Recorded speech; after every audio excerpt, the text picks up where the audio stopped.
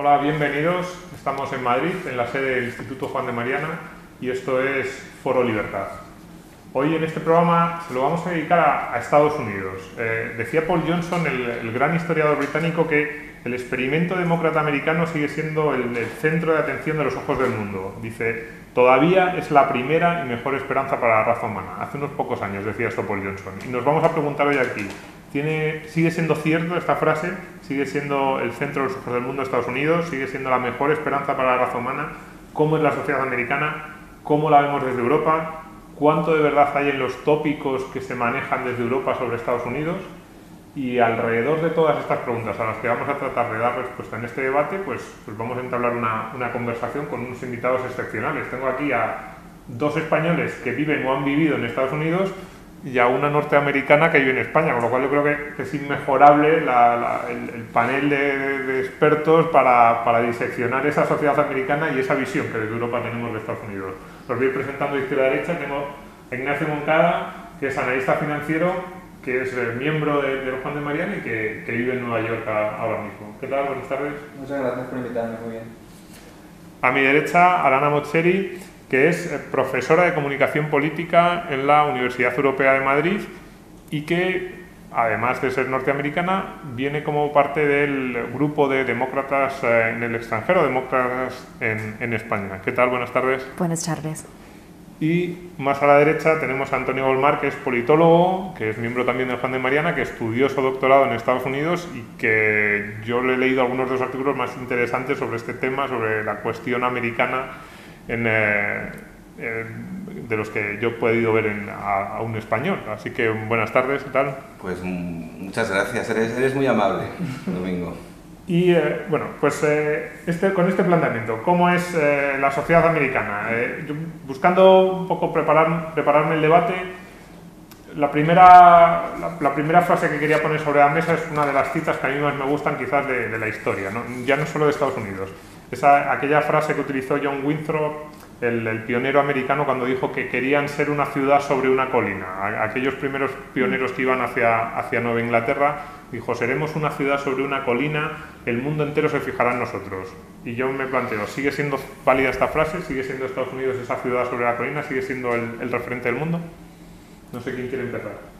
Bueno, yo creo que, no sé si lo querían cuando se fundó Estados Unidos y con los padres fundadores, pero desde luego yo creo que lo han sido, y lo siguen siendo en el fondo, una referencia para el mundo en el que la gente se mira, lo critica, alaba las cosas buenas y bueno, tiene cosas que la gente yo creo que sigue, por ejemplo, cómo funciona la democracia en Estados Unidos, cómo la fundaron, cómo la diseñaron, por así decirlo, las instituciones. Yo creo que eso sigue siendo una referencia para el mundo. Bueno, en los Estados Unidos, como cualquier otro país, la democracia es compleja y es una cosa que siempre está cambiando. Esperamos que está mejorando, pero a veces, bueno, eso es una cosa de opinión, ¿no? Y es una lucha constante de mejorarlo y seguir cambiando, seguir solucionando los problemas del día y yo creo que hay una cosa que muchos de la izquierda nos pone incómodo son de la gente de la derecha que quieren pensar que los Estados Unidos es un país excepcional. Creo que se puede discutirlo mucho. Hay cosas muy buenas de mi país y otras cosas no tan buenas. Y yo creo que es importante ser un poco más humilde y saber que hay bueno y malo en todos los países del mundo y se puede aprender mucho entre nosotros. Sí, a mí siempre me ha gustado esta frase, no solo por lo que es una frase sacada de la Biblia, de los pioneros, pues bueno, este punto aspiracional que tenía, este punto de decir, vamos a ser algo que seamos un referente al resto del mundo. A mí sí me gusta ese punto de ambición de decir, vamos a crear algo nuevo y algo que no se haya visto. Sí, existía eso también, pero también existía todo lo contrario. Quiero mi casa en la colina para que me dejen en paz. Por ejemplo, si tú miras la historia de las 13 colonias, por ejemplo, la historia de la colonia de Nueva York era Nueva Ámsterdam y se convierte en Nueva York porque el pueblo se rebela contra los holandeses porque no les dejaban comerciar y les cobraban muchos impuestos y había censura. Entonces el pueblo de Nueva Ámsterdam se entrega a la colonia británica a cambio simplemente de que les dejen comerciar, les cobren menos impuestos, y les dejen tener, o sea, comerciar tanto, por ejemplo, con los franceses como con los indios, y les dejen un poquito en paz. Entonces yo creo que eso de la colina creo que fue. A mí hay una cosa de Estados Unidos que me choca siempre, es el paso de tal vez de un país que se creó por gente que quería que le dejaran en paz, a cómo luego la historia le convierte al país en otra cosa muy distinta. Pero yo con eso me quedo sobre todo con el aspecto de que me dejen en paz. Hoy en día, como está entendido, es más como una luz para el resto del mundo, que nosotros somos este beacon of liberty, pero no tanto que nos dejan. Claro. Puede ser que al principio eso fue parte, porque claro, la gente que buscaban una nueva vida y esos, ¿sabes? Buscaban, sí, su libertad de religión sobre todo, ¿no? Correcto. Y cómo, no sé si en esa visión de referente para el resto del mundo, ¿cómo se plantea ahora la nueva sociedad americana en este comienzo del siglo XXI y qué significa ser americano? Casi esto me gustaría planteárselo a Lana.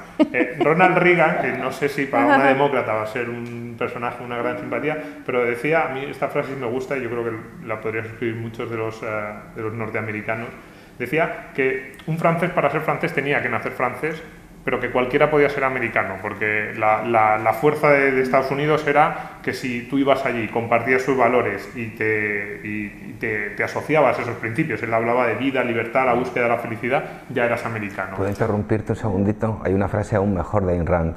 Cuando Ayn Rand, que era de Rusia, la criticaban y decían, ¿por qué habla usted de política americana si usted no nació aquí? Y ella decía, yo tengo más derecho que tú, porque tú naciste aquí y yo elegí venir aquí. Ella decía que incluso ella tenía más derecho, perdón, que los nacidos, porque ella era por elección. Sí, perdón, sí, no, esa frase también me gusta. También en la preparación me gusta que la haya sacado, porque en la preparación era otra frase que tenía ahí.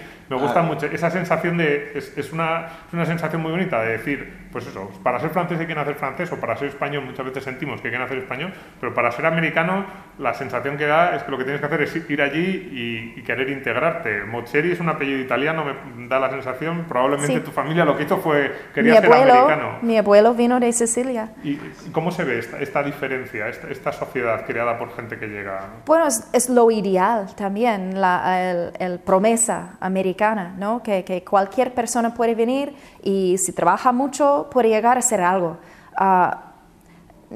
No hay mucha verdad en eso, que es más difícil, pero sí, también tenemos problemas ahora con la inmigración y eso es bastante irónico que Ronald Reagan, que es el gran mito del Partido Republicano, ha dicho eso porque realmente desde este lado, desde la derecha en los Estados Unidos, por desgracia, no quieren, están muy apuestos ahora mismo de soluciones en el tema de inmigración, que yo veo como siempre ha sido un fuente de fuerza para nuestro país, que sabemos que los inmigrantes, por ejemplo, suelen ser muy buenos emprendedores y crean nuevos negocios y son muy innovadores. Muchos de los emprendedores más importantes de Silicon Valley han venido del extranjero.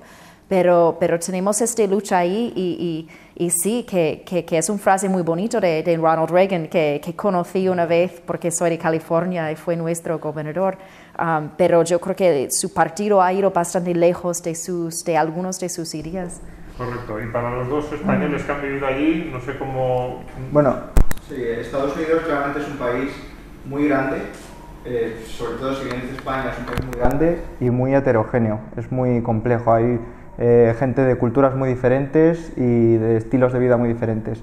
Yo creo que sí que es verdad que históricamente o desde un origen, mientras Estados Unidos ha ido creciendo como país, sí que existía esa idea de que Estados Unidos era un lugar al que cualquiera podía ir con la fuerza de su trabajo y con la buena voluntad a labrarse la vida y a prosperar.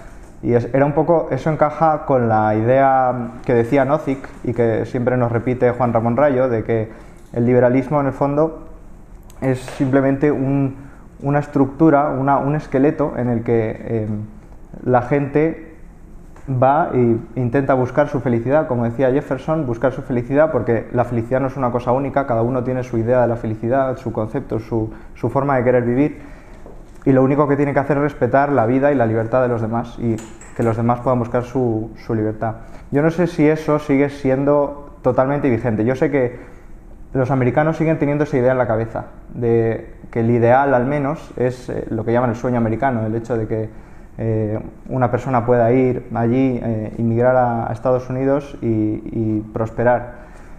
Eso tampoco quiere decir que te vayas a convertir en Bill Gates, pero sí que llegar a una buena vida, a llegar a tener una buena vida. Y yo creo que eso, por lo que decía Lana también, es posible. Se han ido cerrando un poco las fronteras y han estado poniendo dificultades en la inmigración.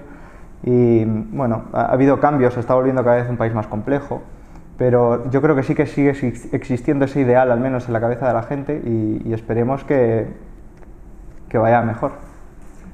Yo creo que el ideal existe, pero si por problematizar un poquito el asunto, como diría Foucault, el problema con la inmigración en Estados Unidos llevan 100 años. Hace 100 años empezaron a imponer cuotas, ya. Y si nos interesa que lleguen irlandeses o nos interesan que lleguen italianos, el tema de los judíos, el papel de los sindicatos que hacían, además de cierre según los grupos, o sea que digamos que desde hace 100 años en Estados Unidos, como decía Lana, y eso me parece fundamental, hay que verlo siempre como algo dinámico. En Estados Unidos llevan 100 años con esto de la inmigración, épocas de mucha apertura, épocas de cierre, muchos intereses, en este caso sindicatos, en California por ejemplo, y en Texas, todo lo que eran los terratenientes agrícolas han tenido un papel fundamental en qué tipo de inmigrantes y cuándo. Y sí que existe ese ideal, pero si empiezas a mirar casos y la trayectoria, siempre ha habido una tensión y una lucha por nos cerramos, no nos cerramos, nos vamos a desnaturalizar. Empieza incluso desde las colonias, porque se funda Maryland, la colonia de los católicos. Como muchos países, la inmigración es un tema complicado. Sí, lo que pasa es que en Estados Unidos es más complicado porque Estados Unidos es un país que se ha creado así. Claro. Es decir, casi nunca ha habido interrupciones. Claro, nunca casi. Pero, y suena extraño escuchar a un político que a lo mejor tiene un apellido polaco o ruso o italiano o sí, decir que él tiene más derecho a estar en Arizona que un mexicano. Claro. Dices, oiga, usted ¿cuándo empezó su derecho a estar en Arizona? Que usted se llama con un apellido polaco, y cuándo empieza el derecho del nuevo mexicano que quiere entrar. No sé si eso se establece la tensión entre el ideal y la realidad. Y también unas actitudes que nosotros y ellos, los otros, y es muy destructivas. Es que tenemos unos 12 millones de inmigrantes en el país. ¿Qué hacemos con ellos? Hay que buscar una solución, y una solución justa. Es que tienen hijos, tienen gente, tienen vidas, y simplemente echarles, o a veces es echar partes de familias, y esos son pensamientos que está viniendo de la derecha, y bueno, es que tenemos, por ejemplo, la ley de Arizona, que era de dar los papeles. Esta ley tiene sus raíces en prisiones privados. Que los prisiones privados estaban buscando nuevos clientes que siempre quieren llenar sus prisiones. Y entonces la idea fue, ¿por qué no hacemos una ley que busca a los inmigrantes ilegales, que podemos ponerles en el cárcel? Y así que les ponen ahí en esos cárceles privados. Y así fue esta ley. Fue escrito por un grupo legislativo que va escribiendo leyes de este tipo, que están apoyados eso es un grupo conservador. Y bueno, entonces un interés de dinero se ha puesto en el tema de inmigración de una forma muy, muy fuerte. Están intentando poner leyes así por todos los estados. Pero el tema de las cárceles es muy curioso. Uno de los lobbies, por ejemplo, más poderosos de Estados Unidos es el de empleados de prisiones. Entonces, por ejemplo, también todas las políticas de lucha contra la droga, o la guerra de las drogas, por ejemplo, viene impulsadísima por los sindicatos de empleados de prisiones. Y claro, si liberalizas, por ejemplo, la droga, se van a la calle. Entonces tienes a todos los sindicatos de policías, que se supone que son más de derechas, y de empleados de prisiones, que se supone que son más de izquierdas. Es que a mí, eso de hablar de derecha e izquierda, a veces tienes unos lobbies muy extraños, planteando, digamos, la misma política, pero simplemente para no quedarse sin puesto de trabajo, sin pensar en las consecuencias negativas que eso puede tener para el resto, ¿no? Sí, a mí tampoco me gusta mucho hablar de... Perdón que me meta, pero es que has sacado un tema fundamental. Es un apunte interesante y a mí quiero cogerlo ahí porque a mí no me gustan ni en Estados Unidos ni en Europa tanto de izquierda a derecha. El eje izquierda-derecha me parece que explica menos que el eje intervencionismo-liberalismo. Y en este planteamiento Estados Unidos siempre se ha planteado como la utopía que no es, los liberales siempre hemos sido los liberales en el sentido europeo. Sí, iba a decir que hay que definir eso porque se puede causar muchísima confusión. Los liberales en el sentido europeo, o no sé si en estos libertarios... Económicos. Sí. Los liberales siempre hemos defendido, yo creo, Estados Unidos como nuestra utopía. Nosotros, el liberalismo es poco utópico, a mí me gusta mucho el pensamiento de pasitos, de la sociedad que se va construyendo. Y quizás, en ese sentido, la utopía que ha habido más cercana ha sido pues esas primeras colonias que se fueron formando. Entonces, yo no sé ahí si Estados Unidos sigue siendo, si alguna vez ha sido un modelo liberal, si ha estado cerca de esa utopía liberal. Hay unas contradicciones muy fuertes porque, claro, a muchos liberales europeos nos gusta la historia americana, nos gustan aquellos primeros pioneros y el proceso de independencia, y no nos podemos olvidar de que en aquellos momentos había un 20% de la población que estaba esclavizada y que muchos de aquellos que estaban firmando una declaración de independencia, que uno la lee y a mí me encanta, pero claro, es como, pero tú... ¿Cómo manejas eso con tu situación personal? Con tu finca en Monticello, ¿no? Claro. ¿Sí, ¿es Estados Unidos, sí. La pregunta es esta, ¿es Estados Unidos el modelo para los liberales? ¿No lo es? A Lana yo creo que no es muy... No sé si le gustaría que lo fuera. Es que yo a veces también siempre me parece interesante la reacción que veo en la gente en España según conocer que soy de los Estados Unidos y cómo reaccionan a mi país o con mucha crítica. O a veces eso también es de idea de una utopía de liberalismo que no creo que existe eso. Pero bueno, es que tenemos buenas cosas, como siempre digo, es complejo, pero una cosa que sí tenemos, sobre todo en la cultura de los Estados Unidos, es una cultura muy individual, muy individualista. Y eso hay buenas cosas y malas cosas en eso. Diría por ejemplo, un sondeo que me parecía muy interesante que ha salido hace poco. Estaban preguntando a la gente joven entre Europa y en los Estados Unidos, ¿qué es la mejor forma de tener éxito en la vida? ¿Trabajar mucho o tener muy buenos estudios? Y aquí en España era 70% optaron por muy buenos estudios. 70% de los americanos trabajar mucho. Y creo que en este sentido, yo creo que esta parte de la cultura está bien, que nos gusta trabajar, que es parte fuerte de nuestra cultura, que trabajas mucho y llegas a hacer algo, aunque sabemos que eso no es siempre el caso, que hay gente que trabajan mucho y tienen trabajos, pero no son trabajos especialmente buenos y ni llegan al final de mes. Y entonces es complejo, pero esta idea de, bueno, el individualismo es bonito de un lado, pero luego tenemos... Es que hay tanta gente que no tienen seguros médicos y que no pueden ir al hospital que si están mal. Y eso hay que también tener el lado humano pensado en eso, que no se puede, que todo el mundo no vive en su propio mundo separado de todos los demás, ¿no? Tenemos que convivir y como sociedades todos tenemos que buscar formas y leyes que todos podemos convivir también sin hacer daño a libertad a los demás, además también, ¿no? Entonces siempre es una cosa compleja. Pero ese individualismo, por ejemplo, si tú piensas voy a volver a la historia, todo el siglo XIX, por ejemplo, Charles Dickens, cuando Charles Dickens, que era un poquito socialista, llega a Estados Unidos, por ejemplo, en los papeles americanos de Charles Dickens hay una cosa interesantísima que decían muchos observadores europeos. Ellos veían a los americanos muy individualistas, pero al mismo tiempo les sorprendía el igualitarismo. Por ejemplo, con las mujeres. Decían, son muy individualistas, pero luego socialmente, en las relaciones sociales, se escandalizaban, por ejemplo, del igualitarismo que había en Estados Unidos. Un tema, por ejemplo, de las mujeres era constante. Decían que las americanas no eran damas, simplemente porque la relación con el hombre o la manera en que ellas se involucraban en la sociedad civil no era igual que las europeas. Y otra cosa, por ejemplo, te pongo el ejemplo de Dickens porque me parece bastante interesante, decía, son muy individualistas, son muy igualitarios y se organizan muy bien. Por ejemplo, Dickens miraba a los hospitales, por ejemplo, se iba mucho a los hospitales, a los orfanatos, y se quedaba asombrado. Y se asombraba que, por ejemplo, con menos intervención de las autoridades que en Europa, la gente se organizaba y montaba unos hospitales con muchísima limpieza, el nivel, por ejemplo, de mortalidad infantil era muy bajo, ya en el siglo XIX. Pero eso a la vez es contradictorio, muy individualistas, pero se organizan muy bien. Y luego son bastante igualitaristas también. Entonces, hay una tensión. Sí, es que yo creo que cuando se habla del liberalismo y el individualismo, muchas veces se mezcla.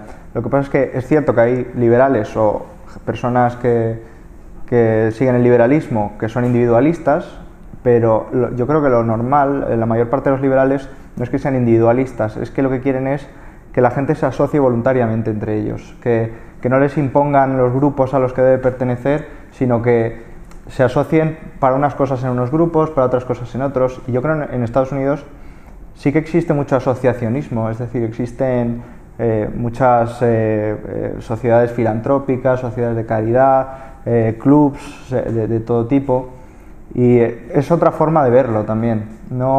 No esperar que siempre sea el Estado el que te diga lo que tienes que hacer, a qué grupo tienes que pertenecer, sino buscarla voluntariamente, buscar en las sociedades o en los grupos en los que quieres estar. Sí, a mí esto es una de las partes que más me gustan y que más, yo no sé si en Europa se tiene muy claro, y buscando lo mismo, buscando información, citas un poco, recordando lecturas para este debate, el gran clásico de la historia americana, de La frontera en la historia americana, de Frederick Jackson Turner, me encontré un refrán de los pioneros que decía: un tonto sabe ponerse la chaqueta por sí solo mucho mejor de lo que le haría con la ayuda de un sabio, enfrentándose a la ayuda gubernamental. Y luego el mismo autor que plantea este refrán dice que una de las cosas que más, quiero leerlo, que dice, una de las cosas que más impresionaron a los primeros viajeros que llegaron a los Estados Unidos fue la capacidad de organización de asociaciones voluntarias extralegales, que es justo lo que está diciendo Antonio. El 19, por ejemplo, es constante. Por eso,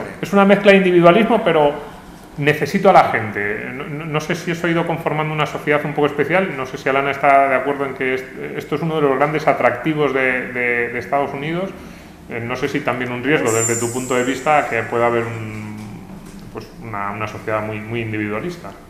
Bueno, en los Estados Unidos yo trabajaba en ONGs, en captación de fondos y la organización de voluntarios, y entonces es un mundo que conozco de forma muy íntima, y me parece muy bien. Como yo trabajaba en captación de fondos, es que yo me sentí, que tenía tanta suerte de trabajar con gente que colaboraba siempre porque fue una buena cosa de hacer, y es una tradición en nuestra sociedad muy fuerte.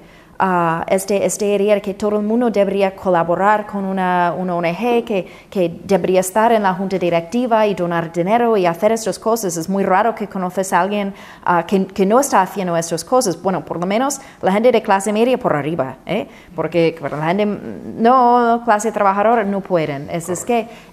Pero eso también tiene su parte que crea desigualdades, porque realmente si queremos solucionar un problema, la sociedad lo podemos, los nuevos liberales pensamos que podemos solucionarlo mejor desde el gobierno, que podemos movilizar más recursos, y los recursos de toda la sociedad, no solamente pues ya tengo mucho dinero y yo decido cómo voy a hacerlo. Bill Gates es un buen ejemplo, está haciendo trabajos muy buenos para el mundo, pero también él decide en vez de toda la sociedad.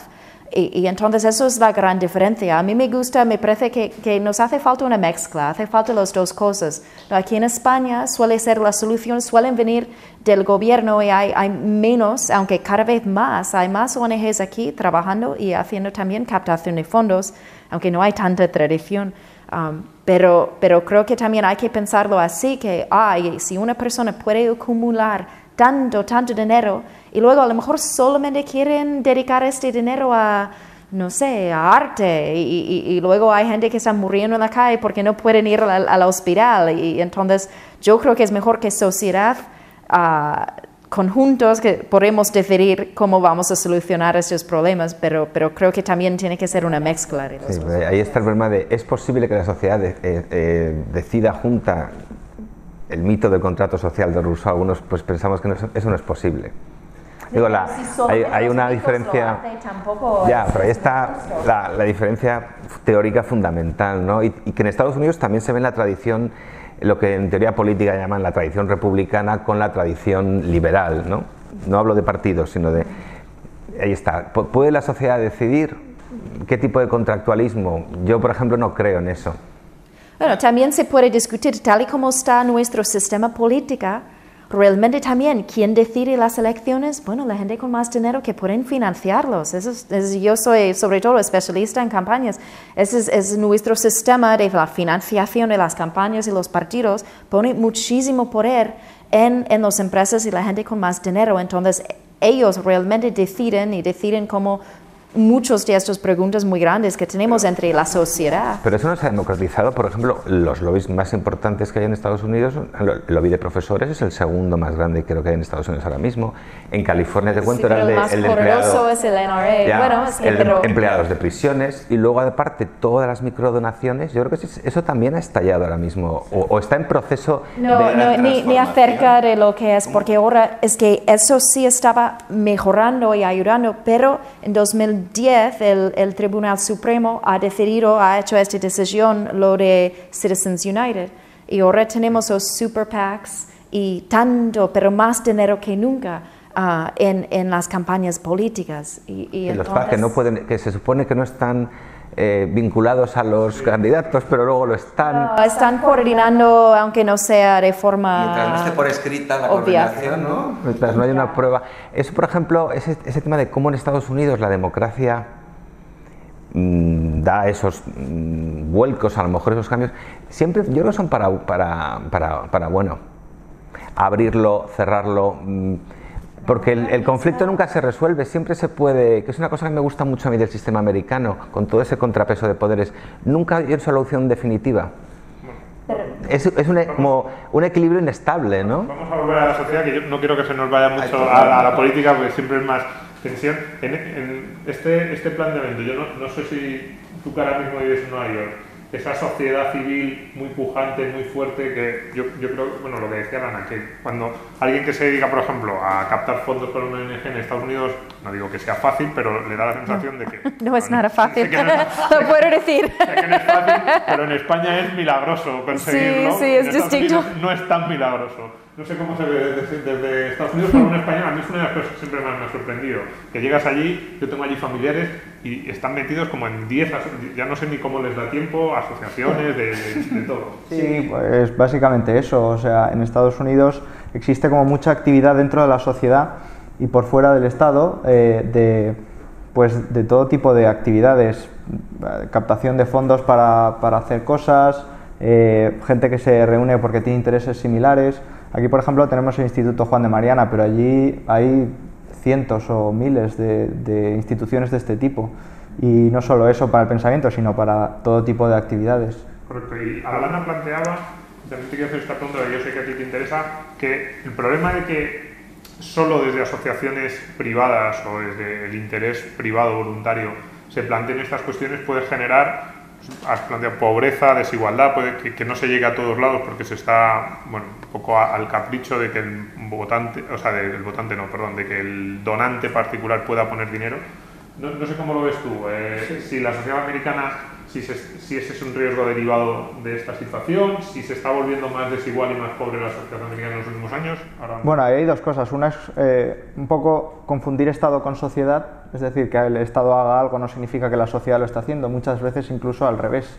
Es decir, la sociedad, cuando se le deja libre a los individuos asociarse y tomar sus decisiones, van a tomar las decisiones mejor que si lo hace un burócrata que no tiene relación con las personas, ni con de quien obtiene los fondos, ni a lo que lo destina. Eso por un lado. Por otro, bueno, sí, yo sé que tanto desde fuera, desde Europa o desde otros países, como incluso dentro desde Estados Unidos o desde el gobierno, siempre se dice esto de que Estados Unidos es un país que es muy rico, pero a la vez es muy pobre, que tiene muchos pobres. Pero luego, si miras el propio gobierno, por ejemplo, dice que hay, creo que eran 46 millones de pobres en Estados Unidos. Pero claro, eso siempre está en relación con las cifras o los límites que ellos mismos marcan para la pobreza. Y si miras con esos límites en España cuál sería la pobreza, pues el 26% de España sería pobre, según esos estándares. Si coges el 20% más pobre, el quintil más pobre en Estados Unidos, es más rico que el 20% más pobre en España, por ejemplo. Igual pasa con el segundo quintil, también es más rico en Estados Unidos que en España.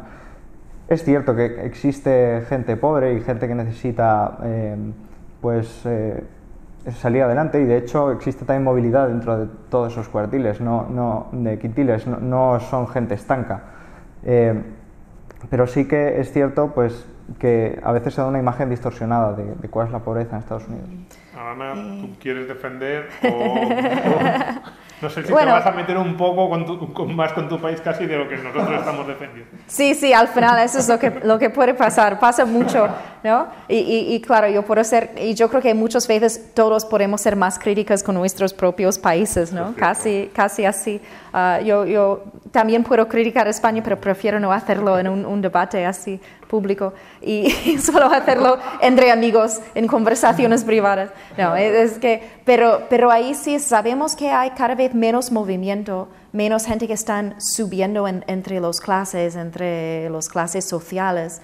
Y uno de los problemas más graves es el coste de la educación. Es que para llegar a tener una educación universitaria que es tan imprescindible para tener éxito realmente, esa es la base, aunque sí trabajar mucho es importante. Y sí tenemos estas historias de gente de Silicon Valley que han dejado la universidad, y Mark Zuckerberg y estos tipos, pero también él empezó en Harvard.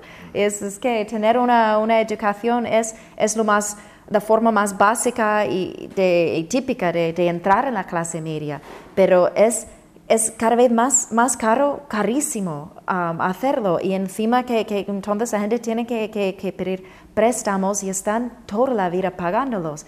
Eso no es libertad, eso no es vivir así. Aquí en España se puede conseguir una educación, bueno, sí, es bastante más accesible, aunque cada vez también yo estoy en una universidad privada, pero para los que no pueden pagar eso a los públicos. También en California tenemos universidades públicas muy buenas, tenemos esta tradición que ha sido muy importante y bueno, es que también tenemos una desigualdad en el tema de riqueza, y cada vez más esto está bien documentado, ni tengo que sacar las estadísticas, y también aquí.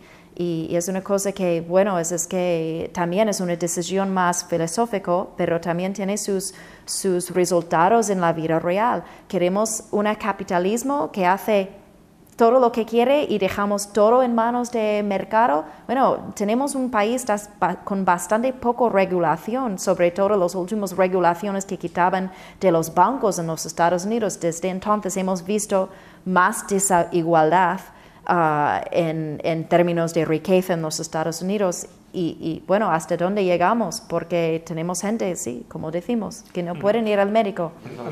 Sí, y una cosa, ahora, bueno, hablas, porque no, es que quería preguntarte, como tú has estudiado en España y has hecho el doctorado en Estados Unidos, para hablar de la educación es perfecto. Igualdad, a mí lo que me interesa, sobre todo, es cuánta gente no puede llegar a más, porque hay, como digo, grupos organizados que están empujando ciertas políticas para quitarles a otros. Eso es lo que hay que, yo creo que hay que ir un poquito más profundo.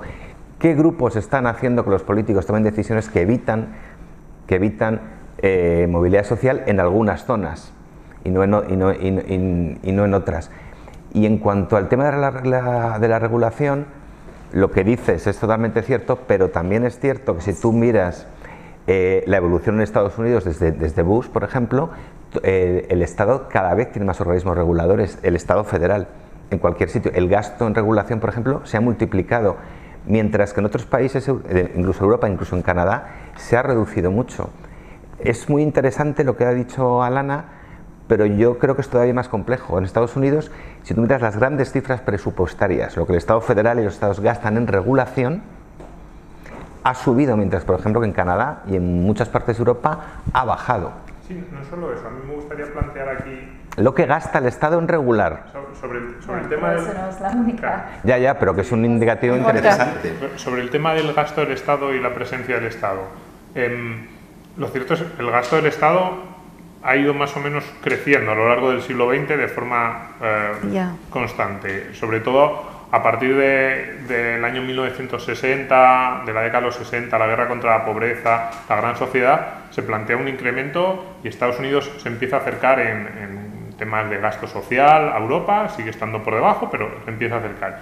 Y sin embargo, aquellos primeros objetivos no se consiguen. Por ejemplo, no es exactamente de gasto, pero en el tema de discriminación positiva, una de las primeras sentencias que salió en Estados Unidos en la década de los 70 dijo, bueno, esto es un tema coyuntural, hasta que solventemos esta situación de desigualdad de partida, y cuando lo solventemos ya no habrá que establecer ni políticas de ayuda ni discriminación positiva. Y sin embargo, se ha consolidado en el tiempo y por mucho que se gasta más, no se acaba de cerrar la brecha. Yo no sé si el planteamiento es que a lo mejor no se está gastando suficiente, que no se está gastando bien, o que en realidad nuestra percepción no es tan cierta. No es cierto que esté creciendo el gasto.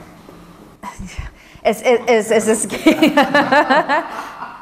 siempre es complejo, pero por ejemplo, un ejemplo importante en la regulación es lo que estuve refiriendo, era el de los bancos y el Glass-Steagall, que una ley que pusimos en efecto después del gran, como dices, el crack, antes de la depresión, que decimos crash en inglés, que era Glass-Steagall, que eso fue para separar los bancos de inversión y los bancos comerciales, para que no se mezclen, que los que están jugando con el dinero, invirtiendo el dinero, no están tomando estos mismos riesgos con el dinero de todo el mundo que está protegido por el gobierno, que está, ¿sabes? Entonces han hecho esta separación, pero fue a los años finales de Clinton que quitaban esta regulación, y justo después tuvimos todos los problemas de los bancos, y muchos de ellos mismos dicen, necesitamos estas normas para no tomar esos riesgos enormes, necesitamos que el gobierno ponga algunas normas, hace falta. Con las normas, ahí me surge, lo reconozco, un miedo muy parecido al que ha planteado Antonio, que me parece un tema muy interesante, además se habla poco.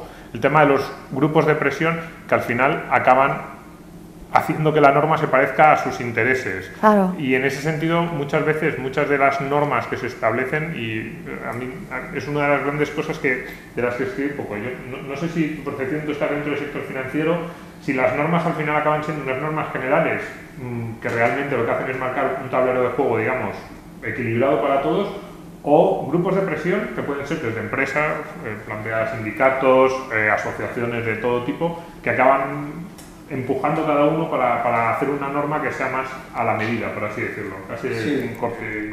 Hay dos partes. Una, al igual que se suele decir que cuando se redistribuye la renta, lo que realmente se hace es redistribuir de los grupos desorganizados a los grupos organizados. También pasa algo parecido con la regulación. Al final, con la regulación se consiguen imponer costes a la gente que está desorganizada, y los lobbies son a los que se favorece.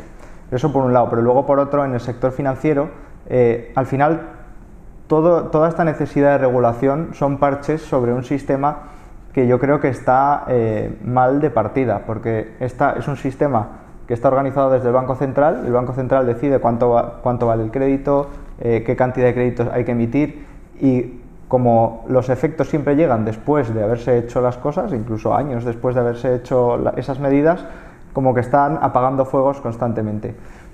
Yo no creo que por ejemplo, decía Arana sobre la crisis y sobre el aumento de la desigualdad, no creo que sean los bancos que son malvados y que quieren hacer esas cosas, sino que la regulación, la estructura regulatoria en la que están insertos les lleva a hacer ese tipo de cosas. Bueno, y por concluir, sí que hay una cosa que ha aumentado la desigualdad en Estados Unidos desde el punto de vista del sistema financiero, que es el quantitative easing, por ejemplo, inflando los valores en bolsa, con lo cual la gente que tenía capital pues se revaloriza, y la gente que no, pues no. Sobre el tema esta una cosita pequeña, que a lo mejor es un poquito utópica. Una de las primeras sentencias del Tribunal Supremo contra la discriminación de la que eran víctimas los negros fue en una universidad en Texas, que no admitía estudiantes negros. Hay una sentencia en los años, creo que son 40 o 50, me falla, del Tribunal Supremo, preciosa, donde se cita a Montesquieu, al espíritu de las leyes de Montesquieu, y digamos la doctrina del Tribunal Supremo es: esta es una república donde a nadie se le puede discriminar por su color a la hora de estudiar o de tener oportunidades. A mí, de una manera a lo mejor un poco romántica, un poquito idealista, me gusta comparar ese primer espíritu que guió, por ejemplo, toda la política de discriminación en Estados Unidos con la creación, al final, de clientelas políticas, de corrupción política, y ves que la situación, al final, en muchos sitios no ha mejorado. No sé la solución, pero veo un contraste entre ese ideal al principio de las primeras sentencias del Tribunal Supremo y luego, claro, los casos que hay de corrupción, de clientelismo político, que al final no lleva a nada. Sí, y me gustaría, se nos está acabando el tiempo, el último tema que quería poner sobre la mesa, que tiene mucho que ver con esto, y es cómo va a ser esta nueva sociedad americana en el futuro, en el que va a haber más minorías, al menos más presentes. Se habla de que en 2040 ya dejará de haber una mayoría blanca, por así decirlo, o de europea, o no sé cómo podríamos denominarlo, y que las minorías van a ser mayoría, por así decirlo. No sé cómo creéis que va a afectar esto al futuro político de la sociedad, porque además creo que la mentalidad esta de la que hemos estado hablando antes, de los pioneros, de los que llegaban nuevos a Estados Unidos, me da la sensación de que es diferente en cada uno de estos grupos. Y no sé si ellos también, con vuestra experiencia en el país, si lo notáis así o a lo mejor no es tan cierto.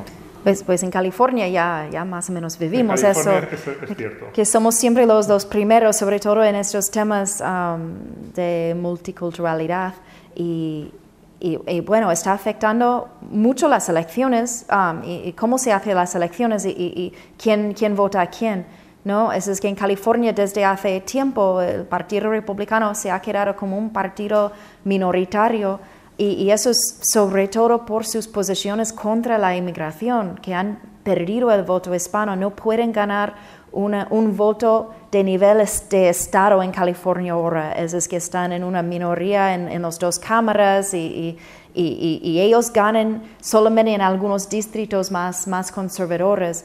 De hecho, que es una cosa que casi me temo, porque también en los estados es que hace falta dos partidos fuertes, pero los republicanos van alejando también de esta población y se quedan solamente un partido de los hombres mayores y blancos, y eso no es bueno para la democracia, aunque bueno, como demócrata puedo decir genial, muy bien, pero entonces va teniendo un impacto muy profundo sobre la política, y también si miramos lo que es los grupos de presión que hemos comentado bastante, es que claro, eso existe y siempre va a existir.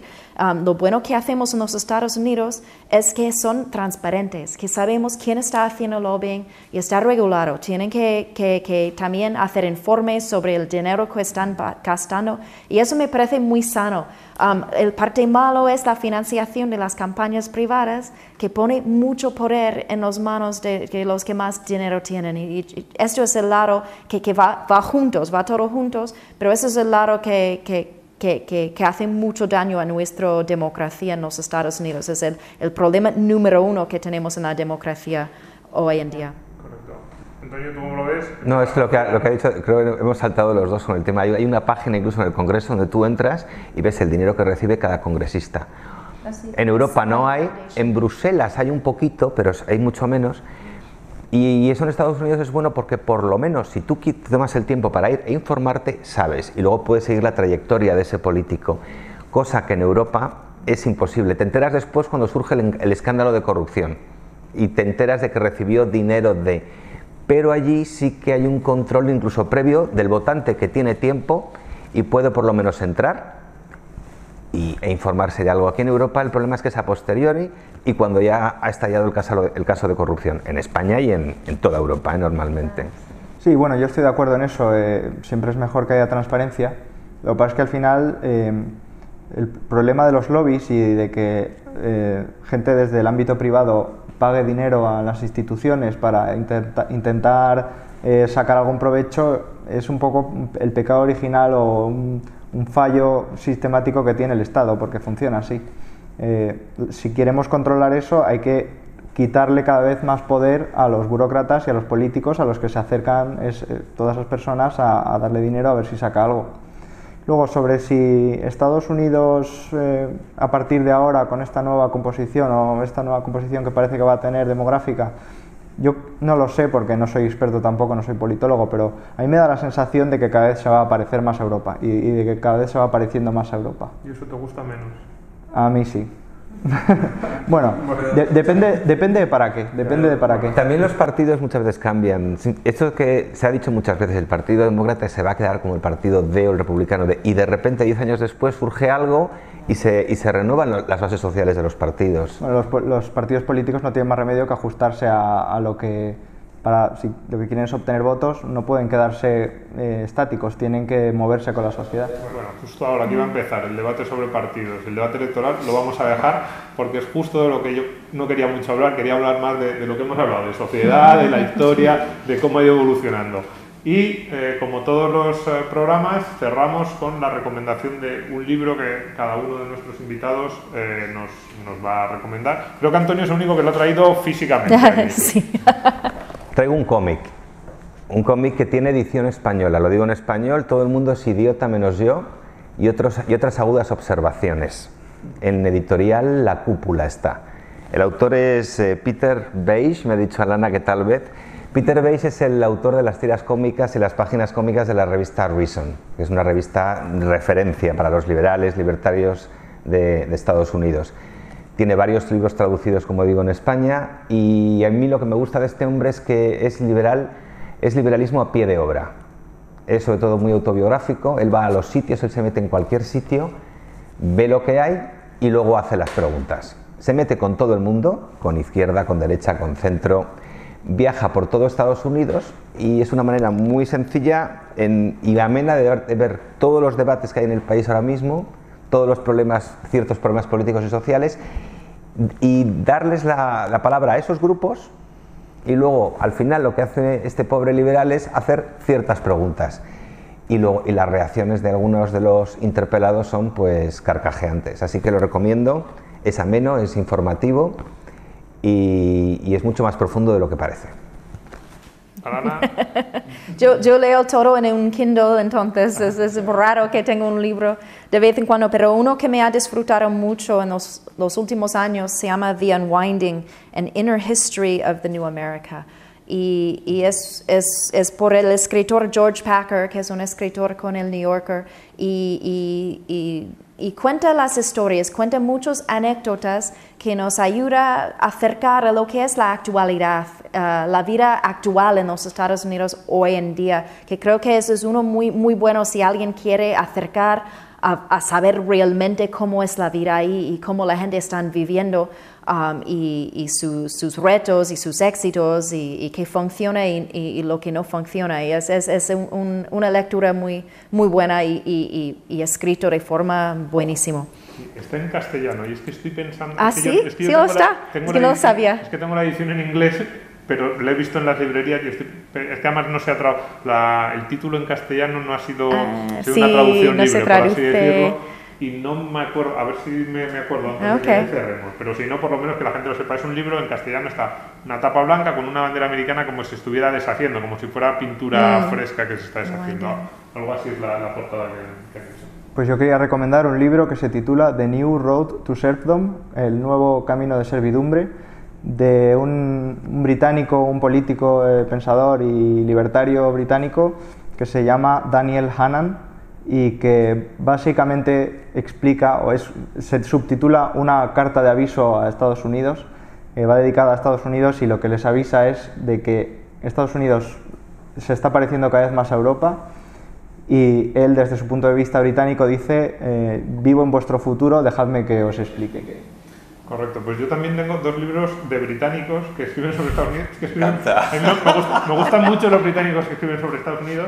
He empezado por Paul Johnson, voy a acabar porque en su volumen único se llama Estados Unidos, la historia, en castellano en realidad se editó en Argentina, es un libro rojo con un águila en la portada y yo creo que como único volumen de historia de Estados Unidos, de introducción, es fantástico.